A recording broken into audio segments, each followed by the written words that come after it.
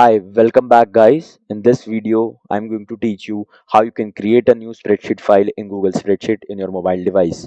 So basically, you might be new to using Google Spreadsheet and maybe your boss has given some work on your Google Spreadsheet and you need to know how you can uh, create a new spreadsheet and do work on it.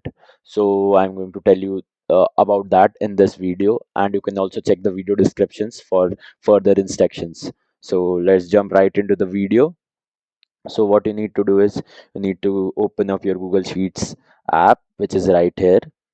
You need to click on it. So after that, what you need to do is you need to click on this plus icon, and now you need to click on just this the bottom icon which says new spreadsheet.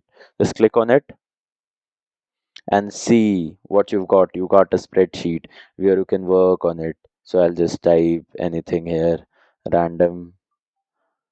I'll type random anything. Let's say I'll just give it a color. Done. Basic color and check. So this is it. You can do anything whatever you want.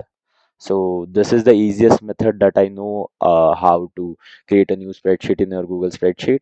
If you guys know a better method, you can just type down below in the comment section, and be sure to subscribe the video for more amazing content. Thank you.